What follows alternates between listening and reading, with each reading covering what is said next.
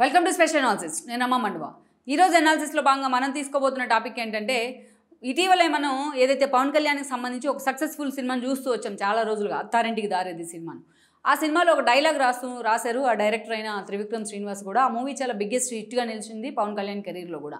చాలామంది అభిమానులు కూడా పవన్ కళ్యాణ్కి ఒక స్పెషల్ క్రేజ్ని కూడా ఆ మూవీ సంపాదించి పెట్టింది. ఇప్పటికీ బుల్లితెర మీద ఆ సినిమా వస్తుంటే చూసేవాళ్ళు పవన్ కళ్యాణ్ అభిమానులు ఎంతోమంది ఉన్నారు. ఆ సినిమాలో ఒక డైలాగ్ ఉంటుంది, ఎక్కడ తగ్గాలో కాదు ఎక్కడ నెగ్గాలో అనే ఒక డైలాగ్ అయితే చాలా పాపులర్ డైలాగ్ అయింది. ఆ తర్వాత అనేక రకాలుగా సోషల్ మీడియా వేదికగా మీమ్స్లోను అనేక మూవీస్లో కూడా ఆ డైలాగ్ని వాడుకుంటూ వచ్చారు పవన్ కళ్యాణ్ అభిమానులు కూడా. సో ఆ స్థాయిలో ఈ రోజున కేవలం సినిమాలకే పవన్ కళ్యాణ్ ఆ డైలాగ్ పరిమితం చేయలేదు. నిజ జీవితంలో కూడా ఈరోజు పొలిటికల్ ఫీల్డ్లో కూడా ఆ డైలాగ్ని ఇంప్లిమెంట్ చేసే ప్రయత్నం చేస్తున్న చర్చ జరుగుతోంది.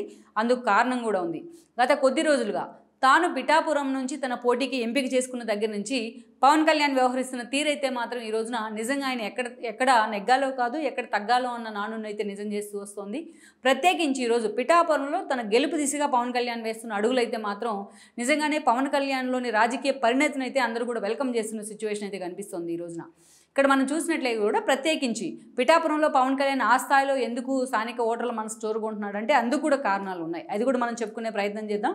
గతంలో మనం చూసినట్లయితే పవన్ కళ్యాణ్ 2014 ఎన్నికల్లో పార్టీ పెట్టి ఎలక్షన్లో ముందుకు వచ్చే ప్రయత్నం చేసినా ఆ రోజు తను పోటీ చేసేందుకు తక్కువ సమయం ఉన్న తీరు కానీ అభ్యర్థులను ఎంపిక చేసేందుకు లేని సమయం కానీ ఇలాంటి పరిస్థితుల్లో ఆల్రెడీ ఎస్టాబ్లిష్ అయిన టీడీపీ బీజేపీ కూటమికి ఆయన మద్దతు ఇచ్చారు. పార్టీలు రెండు అధికారంలోకి వచ్చినప్పటికీ కూడా ఆయన పదవుల మీద మాత్రం ఎక్కడా ఫోకస్ పెట్టలేదు. పదవులకు దూరంగా ఉంటూ ప్రశ్నిస్తూనే ఉంటానంటూ కూడా అనేక ప్రజా సమస్యలను హైలైట్ చేస్తూ వచ్చారు. అటు చంద్రబాబు నాయుడు కూడా పొత్తు ధర్మాన్ని పాటిస్తూనే ఎన్నోసార్లు పవన్ కళ్యాణ్ రైజ్ చేసిన ఇష్యూస్కు సొల్యూషన్ చూపిస్తూ వచ్చారు. ఇక ఎప్పుడైతే విభజన హామీల మీదుగా మోడీతో ఒక రిఫ్ట్ అయితే స్టార్ట్ అయిందో ఇక పవన్ కళ్యాణ్ కూడా టీడీపీ నుంచి డీలింగ్ అవుతూ వచ్చారు. 2019 ఎన్నికల కంటే ముందు ఆయన లోకేష్ మీద విమర్శలు చేస్తూ టీడీపీతో పొత్తును విరమించుకునే ఒక ప్రకటన అయితే చేయడం జరిగింది. So TDP and Pawan Kalyan ఎవరికి వాళ్లే యమునా తీరే అన్నట్టుగా ఆ ఎన్నికలో ఇండివిజువల్గా వెళ్లే ప్రయత్నం అయితే చేస్తున్నారు. పవన్ కళ్యాణ్కి మాత్రం ఆ ఎన్నికలు నిజంగానే బెటర్ ఎక్స్పీరియన్స్ని మిగిల్చాయి. తాను పోటీ చేసిన 2 చోట్ల కూడా గాజువాక భీమవరంలో 2 చోట్ల ఓడిపోయినారు. అంతేకాదు ఇక తన పార్టీకి దాదాపు 140 పైగా స్థానాల్లో పవన్ కళ్యాణ్ పోటీ చేస్తే ఆ ఎన్నికల్లో కేవలం ఒక రాజోల స్థానం మాత్రమే పవన్ కళ్యాణ్ గెలుచుకోగలిగారు. ఆ తర్వాత రోజుల్లో అక్కడి నుంచి గెలిచిన రాబాక వరప్రసాద్ కూడా పార్టీని వదిలిపెట్టి వైఎస్ఆర్సీపీ జెండా కప్పుకునే ప్రయత్నం అయితే చేస్తున్నారు. ఇక అందుకనే ముందు జాగ్రత్తగా పవన్ కళ్యాణ్ బీజేపీతో వైఎస్ఆర్సీపీ తన ఫ్యామిలీని తన సినిమాలను తన రాజకీయాలను టార్గెట్ చేసిన విధానంతో ఆయన ఆ తర్వాత రోజుల్లో వెళ్ళి బీజేపీతో పొత్తులు కుదుర్చుకున్నారు. బీజేపీతో పొత్తులు కుదుర్చుకున్న చాలాసార్లు ఆయన నోటి వెంటే క్షేత్రస్థాయిలో వాస్తవాలకు విరుద్ధంగా పొత్తులున్నాయంటూ మాట్లాడుతూ వచ్చున్నారు. ఇక ఓట్ల చీలికి తాను సిద్ధంగా లేను, ఓట్ల చీలికి కారణంగా వైఎస్ఆర్సీపీ అధికారంలోకి వస్తుందంటూ కూడా ఎప్పటి నుంచో చెప్తూ వచ్చారు. అటు చంద్రబాబు నాయుడు వెల్కమ్ చేశారు ఆయన. సో ఈరోజు ఈ క్రమంలోనే వాళ్ళ పొత్తులు కూడా ఖరారయ్యాయి, సీట్ల ఎంపిక కూడా పూర్తయింది. అటు బీజేపీతో కలుపుకొని 3 పార్టీలు కూటమిగా వెళ్తున్నాయి. అయితే పవన్ కళ్యాణ్ పోటీకి సంబంధించి ఆయన గాజువాక నుంచి మొదలుకొని ఈరోజు భీమవరం దాకా అనేక చోట్ల నుంచి పోటీ చేస్తారని అనేక రకాలుగా ప్రచారం ఎప్పటి నుంచో జరుగుతూ వచ్చింది. ఏకంగా తిరుపతి నుంచి పోటీ చేస్తారనే ప్రచారం జరిగింది. ఇక చాలా ఏదైతే సీట్లు ఆయన ప్రపోజల్ లిస్టులో కూడా చాలా సీట్లు అయితే ఉంటూ వచ్చాయి. ఎక్కడి నుంచి పోటీ చేయాలనే అంశానికి సంబంధించి ఆయన పర్సనల్గా కొన్ని సర్వేస్ కూడా చేయించుకుంటూ వచ్చారు. సో ఎట్టకేలకు కాకినాడ, భీమవరం, గాజువాక, తిరుపతి లేకుంటే పిఠాపురం అనుకున్నప్పుడు పవన్ కళ్యాణ్ ఫస్ట్ చాయిస్ పిఠాపురమే అయింది. ఈ క్రమంలోనే టీడీపీతో కలిసి అధినేత పవన్ కళ్యాణ్ ఆ రోజు లిస్టు ప్రకటించినప్పటికీ ఫస్ట్ లిస్టు ఆ లిస్టులో పవన్ కళ్యాణ్ పేరు లేకపోవడం కూడా చాలామంది ఆశ్చర్యంలో ముంచెత్తింది. ఆ టీడీపీ నుంచి చూస్తే కుప్పం టికెట్ చంద్రబాబు నాయుడుకి, మంగళగిరి టికెట్ లోకేష్కి అనౌన్స్ చేసిన పవన్ కళ్యాణ్ జనసేన లిస్టులో పవన్ కళ్యాణ్ పేరు లేకపోవడం మాత్రం అందరినీ ఆశ్చర్యంలో ముంచెత్తింది. ఈ సస్పెన్స్కి అయితే తెరదించుతూ పవన్ కళ్యాణ్ తాను పిఠాపురం నుంచే పోటీ చేస్తాననే నిర్ణయం కూడా తీసుకున్నారు. ఈరోజు ఆయన్ని ఓడించేందుకు జగన్మోహన్ రెడ్డి అనేక రకాల స్కెచ్లను తెర మీదకి తీసుకొచ్చారు. ఎంపీగా ఉన్న వంగా గీతను తీసుకొచ్చి ఆయన పిఠాపురం ఎమ్మెల్యేగా నిలబెట్టే ప్రయత్నం చేశారు. ఎందుకంటే గతంలో ఆమెకి వంగా గీతకి పిఠాపురం నుంచి ఎమ్మెల్యేగా పనిచేసిన అనుభవం కూడా ఉంది, ప్రజారాజ్యం నుంచి, అది కూడా పవన్ కళ్యాణ్ అన్న పార్టీ నుంచి. సో ఒక మహిళా అభ్యర్థిని అక్కడ పవన్ కళ్యాణ్ మీద నిలబెట్టే ప్రయత్నం అయితే చేస్తున్నారు ఈరోజు జగన్మోహన్ రెడ్డి. ఇక ఎప్పుడైతే వన్స్ పవన్ కళ్యాణ్ నాకు ఆ టికెట్ కావాలి పిఠాపురం నుంచి పోటీ చేస్తానని కూడా ఆయన అనౌన్స్ చేస్తున్నారో అప్పటి నుంచి కూడా ఆ టికెట్ ఆశిస్తున్న ఎన్వీఎస్ఎస్ వర్మ అయితే మాత్రం పూర్తి స్థాయిలో రివోల్ట్ అయ్యారు. టీడీపీ నేత అయినా ఒక సాలిడ్ ఇమేజ్ ఉంది వర్మకు, పూర్తి స్థాయిలో జనంలో ఉంటాడన్న పేరుంది, జనంలో ఒక మంచి వ్యక్తిగా ఆయనకు ఒక ఇమేజ్ ఉంది, క్లీన్ ఇమేజ్ ఉన్న నేతగా పేరుంది వర్మకు. ఈసారి టికెట్ తనకే అని కూడా వర్మ అంచనాలు వేస్తూ వచ్చారు. అయితే ఆఖరి నిమిషంలో పవన్ కళ్యాణ్కి ఆ టికెట్ ఇవ్వాల్సిన అనివార్య పరిస్థితులు అయితే చంద్రబాబు నాయుడుకి ఏర్పడ్డాయి.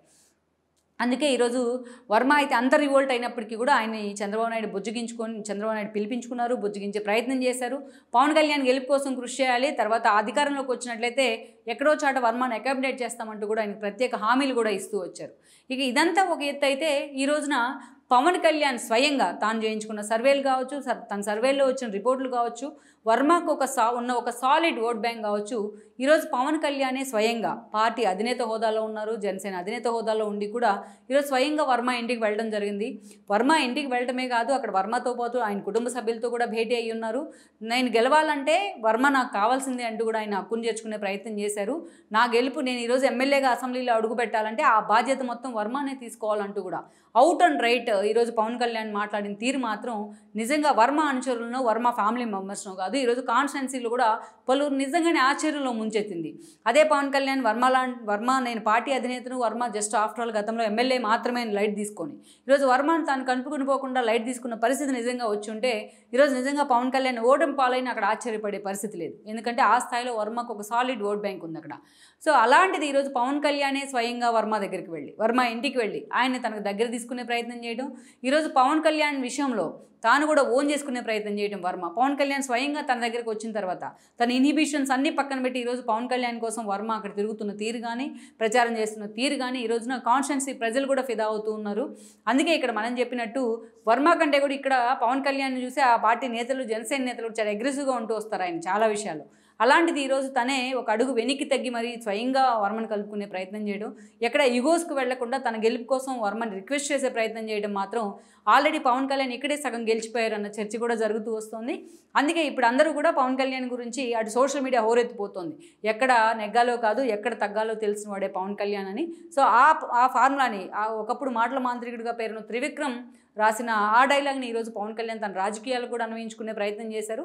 సో అందుకనే ఈరోజు వర్మతో పవన్ కళ్యాణ్ చేతులు కలిపిన తీరు మాత్రం ఆయన గెలుపు ఆల్రెడీ రాసి పెట్టేసింది పిఠాపురంలో అన్న చర్చ అయితే జరుగుతోంది. అందుకే ఈ రోజున పిఠాపురంలో అటు పవన్ కళ్యాణ్ కంటే కూడా, పవన్ కళ్యాణ్ పోటీ కంటే కూడా ఎన్వీఎస్ఎస్ వర్మే ఈ రోజున హాట్ టాపిక్ అవుతున్నారు. ఆయనే వార్తలో నిలుస్తూ ఉన్నారు అనేది కూడా వాస్తవం.